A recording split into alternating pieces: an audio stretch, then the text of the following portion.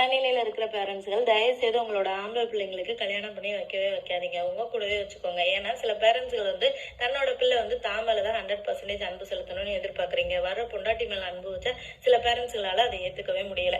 ஒரு வயசு வரைக்கும் தாங்க அவங்க மேல நாம இதை எதிர்பார்க்கணும். அவங்களுக்குன்னு ஒரு குடும்பம் ஆனதுக்கு அப்புறமா அவங்களாவே வாழ விட்டுறணும். அதை விட்டுட்டு அவங்க குடும்பத்துல நடக்கிற முடிவுகளை நாம எடுக்கிறது, இதை பண்ண அதை பண்ணணும்னு நம்ம ரொம்ப மூக்க நுழைக்க கூடாது.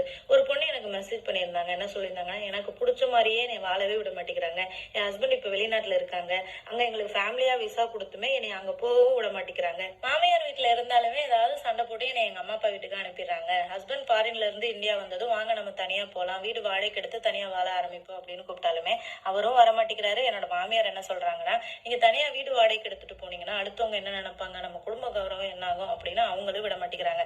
இப்ப நான் எங்க அம்மா அப்பா வீட்டுல தனியா இருக்கேன். இப்ப அவரு அவங்க அம்மா அப்பா வீட்டுல தனியா இருக்காரு. அங்க என்ன நடந்தாலுமே எனக்காக அவர் ஒரு வார்த்தை கூட பேசவே மாட்டாரு, அமைதியா இருப்பாரு. அது எனக்கு ரொம்ப கஷ்டமா இருக்குன்னு சொல்லியிருந்தாங்க. அப்புறம் எதுக்கு ஒரு பொண்ணை கல்யாணம் பண்றீங்க? இப்ப சாம உங்க அம்மா அப்பா கூடயே கடைசி வரைக்கும் இருக்க வேண்டியதானே.